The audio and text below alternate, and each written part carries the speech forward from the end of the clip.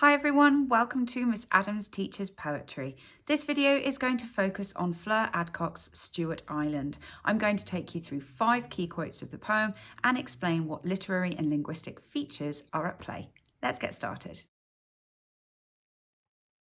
Let's start with the opening lines of the poem. "But look at all this beauty," said the hotel manager's wife. Well, first off, the poem starts in media res, which means right in the action. So you have to ask yourself, well, hang on a minute, what came before? Because we started right slap in the middle of some dialogue. Also, we open with a frontal coordinate conjunction. But, yeah, you can just say conjunctional or connective if you want, but that's if you want to be fancy. And the fact that it is a frontal coordinate conjunction that is a negative one, but suggests that the person speaking, the hotel manager's wife, is actually having to defend. So we can assume that if there had been a line before, it was someone saying, it was the narrator saying, "Ugh, this place is awful. I don't know how you could bear it." So yes, beginning with some dialogue is quite an engaging way to open the poem as well.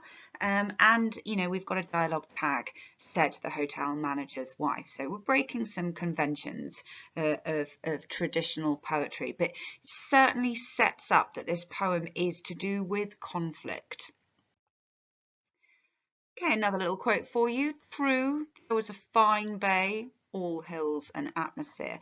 So the adjective true starting in this way, it suggests that she's having to concede. It's a concession. She's going, all right, fine, whatever. I'll give you that there's a fine bay. But the compliment that the bay is fine is actually undermined by the fact that the adjective fine is a homonym, i.e. it could be 2 different words. It could mean fine meaning elegant and beautiful. What a fine bay. But fine can also mean average. So by using a word that deliberately has more than one meaning, you know, Adcock is undermining this suggestion that it is beautiful. There is also another moment where we see this undermining, and that's in the vague language, all hills and atmosphere. You know, nothing specific about what kind of atmosphere. And again, it's undermining, suggesting that, oh, well, it's all just up and down, it's all hills, that it's all too samey. So yes, we've got a concession that the place is beautiful, but with that beauty undermined. Okay, this is the latter half of the poem now. We get this little shift in tone, "as for me." So everything she had been talking about before was information about this conversation with the hotel manager's wife, and it disappears off into the gossip about her running off with a Maori fisherman. But now we get to the actual kind of crux of it. So, "As for me, I walked on the beach." Okay, so very, very sort of typical holiday behaviour, you would say, but then it's juxtaposed with this negativity, "It was too cold to swim." We then get some very well-placed enjambment. Look at the way that the next thought or utterance starts here and then spills on to the next line. And again, yeah, you can say that that is to do with the sort of angry tone of this moment.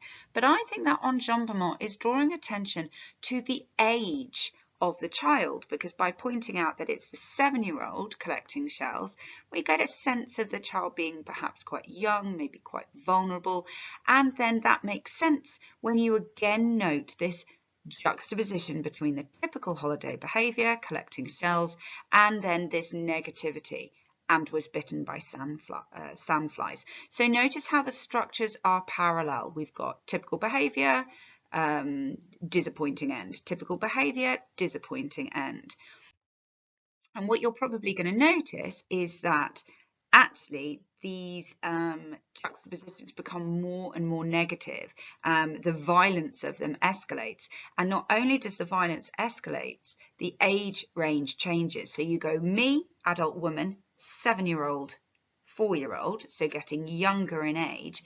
And then we've got too cold, bitten, and now attacked by seagull. So escalating violence, still with the same parallel juxtapositions.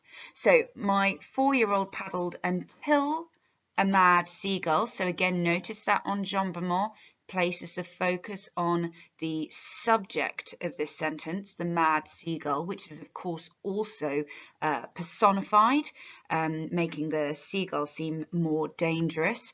Look at the alliteration here. I've just underlined there and there, jetted and jab. So drawing attention to those two very, very violent, emotive verbs.